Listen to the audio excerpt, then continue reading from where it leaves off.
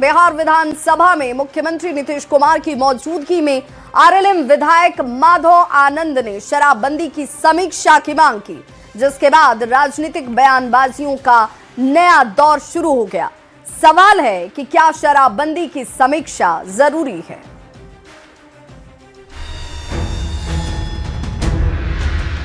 माननीय मुख्यमंत्री जी, आप समीक्षा करते रहे हैं तो शराबबंदी कानून की भी समीक्षा जो है करनी चाहिए। बिहार में 2016 से शराबबंदी लागू है। शराबबंदी सीएम नीतीश कुमार का ड्रीम प्रोजेक्ट है और दिल के बेहद करीब भी। मंगलवार को विधानसभा में सीएम नीतीश की मौजूदगी में एनडीए के सहयोगी और आरएलएम के विधायक माधव आनंद ने शराबबंदी की समीक्षा की मांग कर डाली। शराबबंदी कानून की भी समीक्षा जो है करनी चाहिए। मुझे लगता है वक्त आ गया है। आरएलएम के दूसरे विधायक रामेश्वर महतो भी माधव आनंद की मांग के समर्थन में उतर आए। मुझे लगता है कि कहीं न कहीं कुछ न कुछ गड़बड़ी है, जिस कारण से मुझे लगता है कि उसकी समीक्षा होनी भी चाहिए। शराबबंदी की समीक्षा को लेकर माधव आनंद की मांग ने बिहार की राजनीति को गर्मा दिया। जहां तक शराबबंदी की बात है, पूरे राज्य में शराब तो खुला बिक रहा है। ये सवाल एक बार फिर उठने लगा कि क्या शराबबंदी की समीक्षा होनी चाहिए।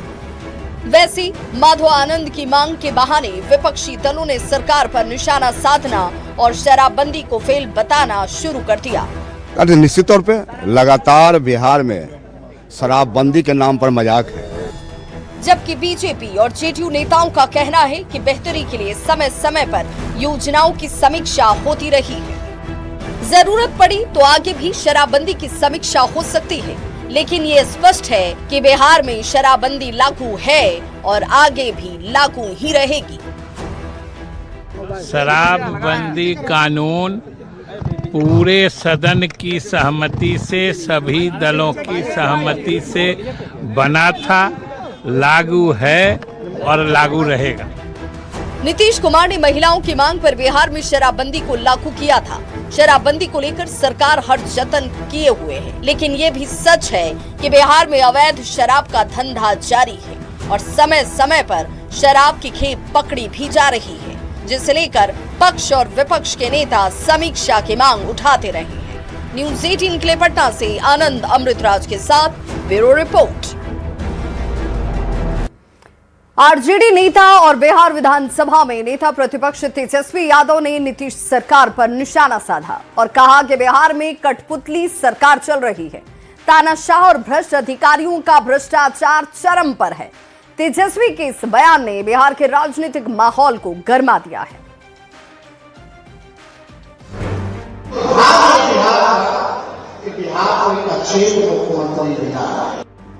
मौका बिहार के पूर्व मुख्यमंत्री और भारत रत्न कर्पूरी ठाकुर की पुण्यतिथि पर श्रद्धांजलि सभा का था, लेकिन निशाने पर थे सीएम नीतीश कुमार और उनकी सरकार। आरजेडी नेता और बिहार विधानसभा में नेता प्रतिपक्ष तेजस्वी यादव ने नीतीश सरकार पर निशाना साधा है। तेजस्वी ने कहा, बिहार में कठपुतली सरकार चल रही है, तानाशाह और भ्रष्ट अफसरों का भ्रष्टाचार चरम पर है।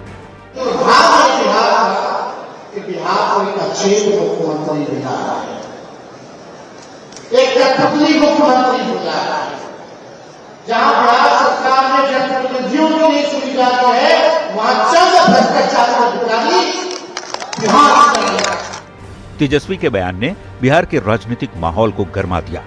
बिहार के लोगों के बीच में तेजस्वी यादव जी की छवि एक अपरिपक्व नेता की है, एक नॉन सीरियस, नॉन पॉलिटिकल नेता है। बिहार सरकार पर तेजस्वी के हमले का जवाब तुरंत जेडीयू और बीजेपी के नेताओं ने दिया। नीतीश कुमार जी के शासनकाल में कोई गड़बड़ करने वाला एक भी नहीं बच सकता है। ये लालू यादव जी का शासन नहीं है। जबकि कांग्रेस के नेता तेजस्वी के सुर में सुर मिलाते दिखे। ये नीतीश सरकार का फेलुअर है और जिस प्रकार से तेजस्वी जी ने कहा है, बिल्कुल सही कहा है। बिहार विधानसभा चुनाव में तेजस्वी यादव के नेतृत्व में आरजेडी सहित महागठबंधन की बड़ी हार हुई। तब से तेजस्वी यादव चुप हैं। यहां तक कि कुछ दिनों तक बिहार से बाहर भी रहे। हालांकि तेजस्वी ने पहले ही कह दिया था कि सरकार के 100 दिन पूरे होने के बाद ही वो बोलेंगे। अब जबकि 100 दिन पूरे होने में 4 दिन बाकी हैं, ऐसे में तेजस्वी यादव ने नीतीश सरकार पर निशाना साधकर ये जता दिया कि आने वाले दिनों में उनके तेवर कैसे होंगे। न्यूज 18 के लिए पटना से रजनीश कुमार के साथ ब्यूरो रिपोर्ट। फुलवारी शरीफ में कोचिंग सेंटर के छत से गिरकर छात्रा की मौत की गुत्थी सुलझ ही नहीं रही। पुलिस की टीम ने आज छत पर जाकर रिक्रिएशन किया। डमी बॉडी को छत से फेंककर मौत की सच्चाई से पर्दा उठाने की कोशिश की गई, लेकिन छात्रा की मौत से पर्दा कब उठेगा, ये बड़ा सवाल अब भी बना हुआ है।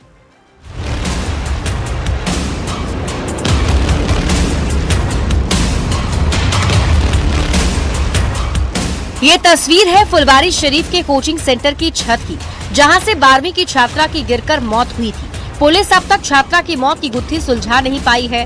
कोचिंग सेंटर की छत पर पुलिस की हलचल तेज है। पुलिस की टीम प्रोफेशनल तरीके से इस मौत की गुत्थी सुलझाने की कोशिश में जुटी है। पुलिस एक डमी बॉडी को छत की बाउंड्री से फेंक रही है, ठीक उसी तरह जिस तरह छात्रा की छत से गिरकर मौत हुई थी। पुलिस डमी बॉडी के साथ सीन को रिक्रिएट कर रही है। ये रिक्रिएशन एफएसएल की टीम और पुलिस अधिकारियों की मौजूदगी में हो रही है। पुलिस डमी बॉडी को छत से गिराकर छात्रा की मौत की वजहों का पता लगाने में जुटी है। रिक्रिएशन से पुलिस आत्महत्या या हत्या के अंतर को पता लगाने की कोशिश कर रही है। मौके पर एफएसएल की टीम, एम्स के डॉक्टरों की टीम और अन्य विशेषज्ञ भी मौजूद हैं। सभी मिलकर छात्रा की मौत की हकीकत को खंगालने की कोशिश कर रहे हैं। जस्ट ये लोग फॉरेंसिक साइंस लेबोरेटरी के लोग ये पुतला गिरा करके देखते हैं कि डिफरेंट एंगल से कि कहाँ कहाँ चोटें आती है उससे गिराने से। बस सर ये कितना कारगर है सर, ये बताएं। देखिए, एक्चुअल ह्यूमन को पुतला कभी रिप्लेस नहीं कर सकता, लेकिन एक अप्रोक्सीमेट ये बताता है।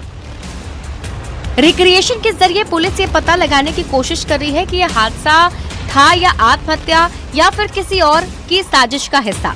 हालांकि न्यूज 18 की टीम ने पहले ही कोचिंग सेंटर की छत पर जाकर पूरे मामले की पड़ताल की थी। न्यूज 18 ने यह भी बताया था कि छत की बाउंड्री इतनी ऊंची है कि छात्रा की गिरकर मौत नहीं हो सकती। या तो छात्रा छत से कूद गई या फिर छात्रा को छत से फेंका गया होगा।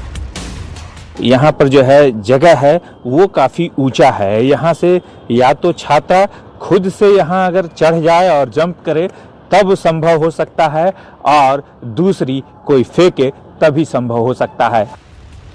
अब पुलिस भी ठीक इसी एंगल से सीन को रिक्रिएट करने की कोशिश कर रही है। हालांकि छात्रा के परिजनों का साफ कहना है कि यह हत्या का मामला है। हत्या से पहले उसके साथ जोर जबरदस्ती भी हो सकती है। फिलहाल छात्रा की मौत की गुत्थी उलझी हुई है। छात्रा की मौत से पर्दा कब उठेगा, ये बड़ा सवाल बना हुआ है। न्यूज 18 के लिए दानापुर से अमरजीत शर्मा की रिपोर्ट। और अब बात भागलपुर की, जहां रहमत बाग में मोहम्मद नासिर अपने घर में मौत का धंधा चला रहा था। पुलिस ने जब नासिर के घर में घुसकर तहकीकात की तो वहां मौत के साजो सामान देखकर वो हैरान रह गई। पुलिस ने यहां से बड़ी संख्या में असलहा, अर्धनिर्मित हथियार और हथियार बनाने के उपकरण जब्त किए। अब बड़ा सवाल ये कि क्या नासिर एक छोटा मोहरा है? मोहम्मद नासिर का भी कोई आका है क्या? रहमत बाग में दहशत का प्लान। नासिर के घर में मौत की फैक्ट्री। हथियारों के धंधे का आका कौन? घर में मौत का साजो सामान सजा है। पुलिस भी हथियार बनाने के इस पूरे सेटअप को देखकर हैरान है। इलाका है भागलपुर का रहमत बाग, जहां हथियारों का सौदागर मोहम्मद नासिर मौत का धंधा चला रहा था। मोहम्मद नासिर ने अपने घर में मिनीगन फैक्ट्री बना रखी थी। रहमत बाग में जब बंगाल एसटीएफ और कई थानों की पुलिस ने छापेमारी की तो हड़कंप मच गया। पुलिस भी जब नासिर के घर में घुसी तो उसे यकीन नहीं हुआ कि उसने घर में हथियारों की सप्लाई का एक नेटवर्क खड़ा कर रखा है। एसटीएफ ने नासिर के घर से बड़ी संख्या में निर्मित और अर्धनिर्मित हथियार और हथियार बनाने के उपकरण जब्त किए हैं। फिर पुलिस ने हथियारों के इस बड़े नेटवर्क का पर्दाफाश करते हुए एक एक तस्कर को दबोचना शुरू किया। रहमत बाग में मोहम्मद नासिर के घर में मौत का सामान बनाया जाता था और यही मकान है जहां पर बंगाल एसटीएफ और बिहार की एसटीएफ टीम के साथ स्थानीय थाना की कई पुलिस जो है यहां पर पहुंची हुई है और इसी घर में जो है मिनी गन फैक्ट्री चलाया जा रहा था। मौत का सौदागर मोहम्मद नासिर कोई छोटा मोटा हथियार तस्कर नहीं है। हथियारों की सप्लाई का उसका चेन कई राज्यों में फैला है। नासिर रहमत बाग में अपने घर में हथियार बनाता था और बंगाल समेत दूसरे राज्यों में सप्लाई करता था। रहमत बाग में मिनीगन फैक्ट्री के खुलासे के बाद कई सवाल उठ रहे हैं। क्या मोहम्मद नासिर एक छोटा मोहरा है? क्या मोहम्मद नासिर का भी कोई आका है? रहमत बाग में मौत के धंधे के जरिए कोई बड़ी साजिश तो नहीं चल रही थी? मोहम्मद नासिर किसकी शह पर हथियार बना रहा था? न्यूज़ 18 के लिए भागलपुर से विकास कुमार सिंह की रिपोर्ट। मुजफ्फरपुर में अपराधियों के हौसले इतने बुलंद हो गए कि साइबर फ्रॉड के कुख्यात अपराधी को पकड़ने गई पुलिस टीम पर अपराधी ने ही फायरिंग कर दी। अपराधी ने दारोगा पर गोली दाग दी, जिसके बाद हड़कंप मच गया। इस घटना ने न सिर्फ कानून व्यवस्था पर सवाल खड़े किए, बल्कि ये भी दिखाया कि एटीएम फ्रॉड जैसे मामलों में शामिल अपराधी अब पुलिस को खुली चुनौती देने से भी नहीं डर रहे। बिहार का मुजफ्फरपुर, जहां एटीएम फ्रॉड के आरोपी अपराधी को पकड़ने गई पुलिस टीम पर ही हमला किया गया।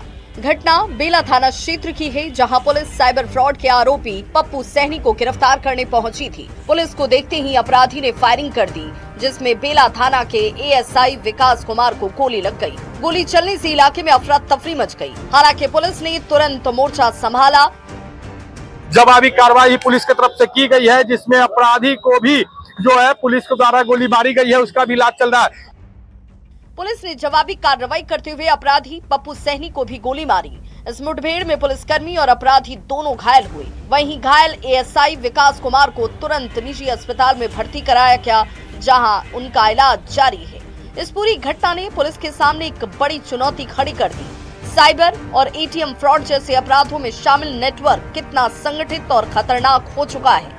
घटना की सूचना मिलते ही तिरहुत रेंज के डीआईजी चंदन कुशवाहा, एसएसपी कांतेश कुमार मिश्र सहित कई वरिष्ठ अधिकारी मौके पर पहुंचे और मामले की गंभीरता से जांच शुरू कर दी। बेला थाना क्षेत्र में एक अपराधी की गिरफ्तारी के क्रम में हमारे जो एएसआई हैं, बेला थाना में पदस्थापित हैं, उन्हें गोली लगी है और अभी वो इलाजरत हैं। फिलहाल पुलिस इलाके में सर्च और जांच अभियान चला रही है। एटीएम फ्रॉड से जुड़े नेटवर्क को चिन्हित कर उन पर सख्त कार्रवाई की तैयारी है। आम लोगों से भी पुलिस की अपील है कि किसी भी संदिग्ध कॉल, ओटीपी या एटीएम ट्रांजैक्शन की जानकारी तुरंत पुलिस को दी जाए, ताकि ऐसे अपराधियों पर वक्त रहते लगाम लगाई जा सके। एटीएम फ्रॉड जैसे मामलों में आम लोगों की सतर्कता ज्यादा जरूरी है और पुलिस को चौकन्ना रहने की। मुजफ्फरपुर से न्यूज़ 18 के लिए प्रियांक सौरभ की रिपोर्ट। मुजफ्फरपुर के बेला थाना क्षेत्र में कुख्यात को पकड़ने गई पुलिस पर बदमाश ने फायरिंग की, जिसमें एएसआई को गोली लगी। वहीं जवाबी कार्रवाई में पुलिस ने यहां पर एक अपराधी को भी गोली मारी और अब इस घटना से जुड़ा एक वीडियो जो है वो सोशल मीडिया पर तेजी से वायरल हो रहा है।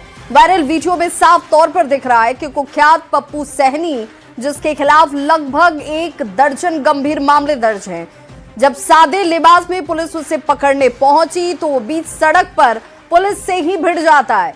इस दौरान उसने गोली भी चलाई, जो एएसआई विकास कुमार सिंह के पेट में लग गई, जिसकी आवाज भी वीडियो में सुनाई दे रही है।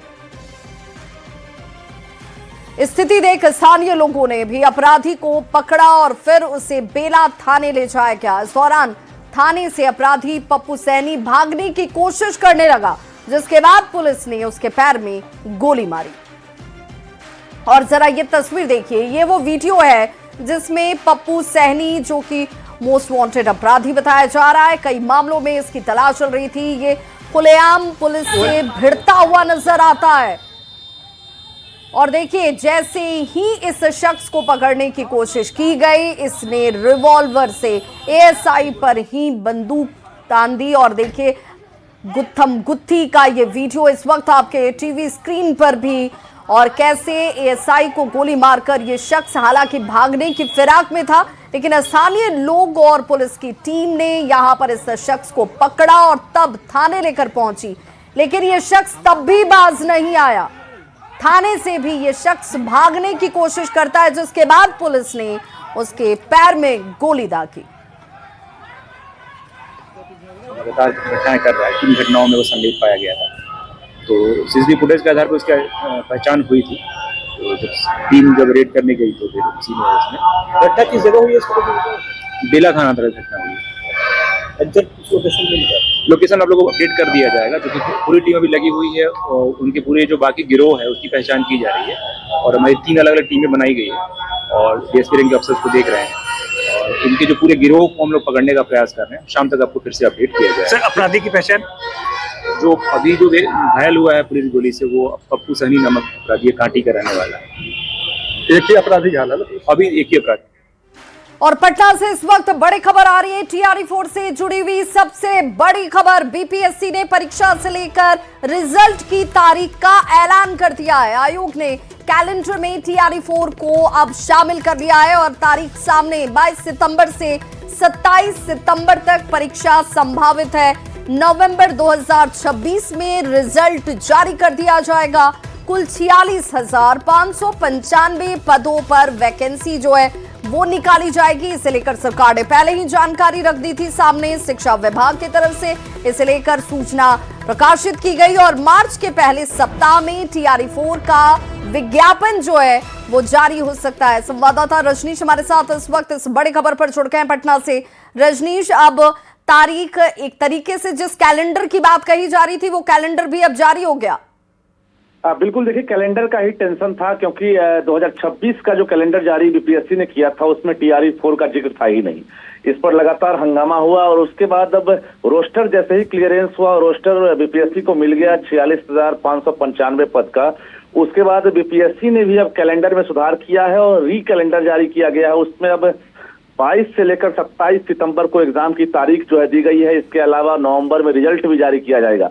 हालांकि विज्ञापन कब जारी होगा ये असमंजस बना हुआ है, लेकिन जो खबर आ रही है कि मार्च में होली के तुरंत बाद फर्स्ट वीक में ही टीआरई 4 का विज्ञापन जारी होगा। 46,595 जो पद हैं, यानी 1 से लेकर 12 तक के जो अभ्यर्थी जो इंतजार कर रहे हैं वो मार्च में विज्ञापन देख सकेंगे और अब तैयारी करने का बेहतर मौका मिल गया है। काफी गैप है इसमें, सितंबर में एग्जाम है और सितंबर तक जो है अभ्यर्थी जो है तैयारी कर सकेंगे। तो निश्चित रूप से बड़ी खबर है कि टीआरई 4 का विज्ञापन भी जारी होगा और एग्जाम की तारीख की घोषणा भी हो गई है। विवाह बिल्कुल रजनीश, यानी कि 22 से लेकर 27 सितंबर इसी बीच ये परीक्षा जो है वो ली जाएगी और विज्ञापन भी होली के बाद संभवतः, जैसा आप कह रहे हैं रजनीश, कि इस पहले हफ्ते में होली के बाद संभवतः जारी हो सकता है। बिल्कुल, देखिए डोमिसाइल लागू होने के बाद पहली बार जो टीआरई के अभ्यर्थी हैं वो एक तरह से अपनी सीट पर वो कब्जा कर सकेंगे। इसका भी एक जोश है, उत्साह है और होली के तुरंत बाद, होली मनाने के बाद जो है अभ्यर्थी सीधे विज्ञापन भर सकेंगे। इसकी तैयारी की जा रही है आयोग की तरफ से। बहुत बहुत शुक्रिया रजनीश इस तमाम जानकारी के लिए। डिप्टी सीएम विजय कुमार सिन्हा ने एक बड़ा ऐलान किया है। बिहार में अब खुले में सड़क के किनारे मांस की बिक्री नहीं होगी और जो भी दुकानदार इस नियम का उल्लंघन करेंगे उनके खिलाफ कानूनी कार्रवाई तक की जाएगी। साथ ही मांस दुकानों के लिए लाइसेंस लेना भी अब अनिवार्य कर दिया गया है।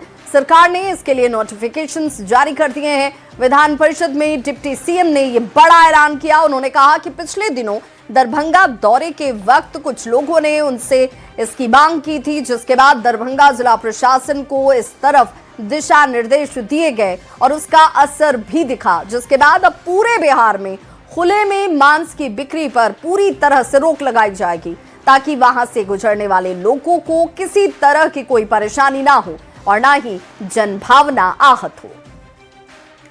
मांस बिक्री के व्यवसाय से जुड़े दुकानदारों की अनुज्ञप्ति की जांच कर वैध अनुज्ञप्तिधारी दुकानदारों को उपयुक्त स्थल शेल्टर होम में स्थानांतरित करने तथा अवैध अनुज्ञप्ति विहीन दुकानदारों के विरुद्ध नियम संगत कार्रवाई करने का भी निर्देश दिया है। दरभंगा जिला प्रशासन ने निर्देश का पालन करते हुए अवैध मांस बिक्री पर रोक भी लगाई है। महोदय, ये अच्छी बात है महोदय। दरभंगा के तर्ज पर हम राज्य के सभी नगर निकायों में अवैध मांस की बिक्री पर रोक, वैध अनुज्ञप्तिधारी दुकानदारों को उपयुक्त स्थल शेल्टर होम में स्थानांतरित करने, निर्देश जारी करने और स्वच्छ शहर की कल्पना को साकार करने के लिए हमने आग्रह किया है महोदय, ताकि नगर निकाय के क्षेत्रों में स्वच्छता, जन स्वास्थ्य, नगर की व्यवस्था सुदृढ़ होने के जन भावना सुनिश्चित हो सके। से बड़ी खबर आ रही है। बिहार कांग्रेस प्रभारी कृष्णा अलावरू ने केंद्र सरकार पर निशाना साधा है। बिहार कांग्रेस प्रभारी ने कहा कि दिल्ली में जयचंदों की सरकार है। केंद्र सरकार ने देश के डेटा को ही बेच डाला है। सभी हिंदुस्तानी को धोखा दिया जा रहा है। तो बिहार कांग्रेस प्रभारी ने जमकर निशाना साधा और दिल्ली में जयचंदों की सरकार है बयान दिए गए, जिसके बाद सियासत इस वक्त बेहद गर्म होती है। आज जो सत्ता में है, जो दिल्ली में शासन कर रहे हैं, वो जयचंद का काम कर रहे हैं। नरेंद्र मोदी जी ने, उनकी कैबिनेट ने डोनाल्ड ट्रंप और अमेरिका के साथ किया, देश को बेचा है, देश को सरेंडर किया है, अमेरिका के सामने हाथ मिलाया है, घुटने टेके। एक बार नहीं, ये बार बार सरेंडर कर रहे हैं। सिंदूर में सरेंडर किया था, ये आपके सामने बात है। किसानों का हक अभी उन्होंने सरेंडर किया। उन्होंने जयचंद का काम किया है हर एक हिंदुस्तानी के साथ, हर एक। बड़ी खबर भागलपुर से सामने आ रही है, जहां जिला कलेक्ट्रेट कार्यालय को ईमेल पर बम से उड़ाने की धमकी दी गई। इससे पहले लगातार 2 बार सिविल कोर्ट को ईमेल के जरिए बम से उड़ाने की धमकी मिली थी। धमकी भरे मेल मिलने के बाद लोगों में हड़कंप मच गया। वहीं कार्यालय खाली कराया गया, लेकिन सबसे बड़ा सवाल ये कि आखिर बार बार ये धमकी भरा मेल कौन दे रहा है, कहां से धमकी दी जा रही है, इसका पता आखिर पुलिस क्यों नहीं लगा पा रही। उसके हिसाब से जो सुरक्षा के दृष्टिकोण से हम लोग को कार्रवाई करनी चाहिए।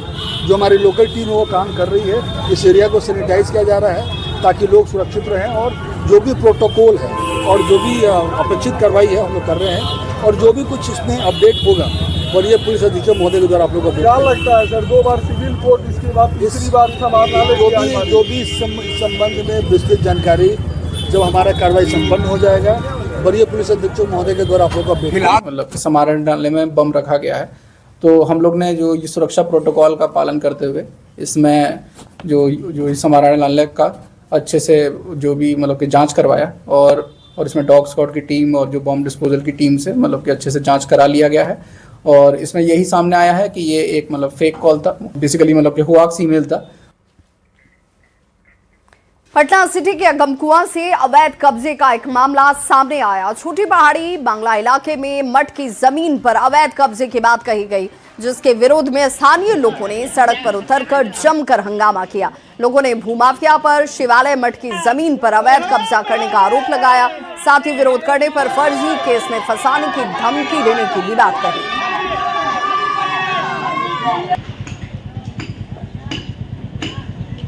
सर हमको न्याय चाहिए। मंदिर का जमीन है तो मंदिर ही रहेगा, उस पर कुछ लोग कब्जा करके घर बना रहा है, उसको बेचने की कोशिश कर रहा है। हम है कौन है? हम सर गांव के निवासी है, ग्रामीण निवासी। हाँ। कितना कट्ठा जमीन है? पूरा 9.5 कट्ठा जमीन है। रोड जाम करने का विवाद है यही सर की जो मठ का चीज है, मठ बनना चाहिए, मठ मंदिर रहना चाहिए। समाधि लगल हुआ मंगल मातो का 200 बरस का पहले का, देखा जाए देखे का चीज है सर। गांव समाज दोनों गांव का दुलरुआ है सर। किस जगह है? मठ पर है सर, बंगला है, इसका बंगला भी नाम है। कितना कट्ठा जमीन? 9.5 कट्ठा जमीन है सर। दिल्ली में आज केंद्रीय पेट्रोलियम और प्राकृतिक गैस मंत्री हरदीप सिंह पुरी और बिहार के डिप्टी सीएम सम्राट चौधरी के बीच मुलाकात हुई। जेडीयू कार्यकारी अध्यक्ष संजय कुमार झा और उद्योग एवं पथ निर्माण मंत्री दिलीप जायसवाल इस मीटिंग में उनके साथ मौजूद रहे। तस्वीरें इस वक्त आपके टीवी स्क्रीन पर। मुलाकात की मीटिंग में बिहार से जुड़े कई विकास कार्यों को लेकर बातचीत की गई, जिसमें ऊर्जा संरचना, गैस पाइपलाइन परियोजना और आम जनहित से संबंधित कई महत्वपूर्ण मुद्दों पर बातचीत हुई। उद्योग मंत्री दिलीप जायसवाल ने कहा कि भारत सरकार से इथेनॉल के मुद्दे पर चर्चा की गई है। बिहार इंडस्ट्री के मामले में पीछे न रह जाए, इस पर यह चर्चा और मुलाकात हुई। इथेनॉल का जो प्रोडक्शन हो रहा है, इस पर सार्थक चर्चा हुई है। इथेनॉल प्लांट वालों को कोई चिंता की जरूरत नहीं है। लोग आज भारत सरकार के पेट्रोलियम एवं प्राकृतिक गैस के मंत्री महोदय से मुलाकात हुई, हरदीप पुरी जी से। बिहार में जो इथेनॉल के इंडस्ट्री हैं, इथेनॉल के जो प्लांट हैं, और भारत सरकार के द्वारा जो डेडिकेटेड प्लांट से इथेनॉल का खरीद किया जाता है। तो आज हम लोग उनके कुछ समस्याओं को लेकर के मिले, बड़ी सार्थक बात हुई। बिहार इंडस्ट्री के मामले में पीछे नहीं रह जाए और इस पर बहुत सार्थक चर्चा हुई है, और जिससे कि इथेनॉल प्लांट को जो है और भी आगे बढ़ने का मौका अब मिलेगा। तो जो संशय एक बना हुआ था इथेनॉल प्लांट के मालिकों के बीच या प्लांट के बीच कि उनका इथेनॉल जो प्रोडक्शन हो रहा है उसका क्या होगा, तो आज उस समस्या पर सार्थक बात एक हाई लेवल टीम के साथ हुआ है। तो इथेनॉल को लेकर न्यूज 18 ने एक पड़ताल की थी और इस विशेष रिपोर्ट का बड़ा असर हुआ। विधान परिषद में भी मुद्दा उठा और अब हरदीप पुरी से भी मुलाकात बिहार के मंत्रियों की तरफ से की गई है। पटना एयरपोर्ट पर रनवे बढ़ाने के लिए सचिवालय टावर की ऊंचाई कम करने की तैयारी इस वक्त तेज हो चुकी है। दरअसल पुराना सचिवालय से टावर की ऊंचाई ज्यादा होने से पटना एयरपोर्ट पर बड़े विमानों की लैंडिंग में परेशानी होती है और खतरा बना रहता है, जिसे लेकर अब राज्य सरकार ने सचिवालय टावर की ऊंचाई कम करने का फैसला लिया है।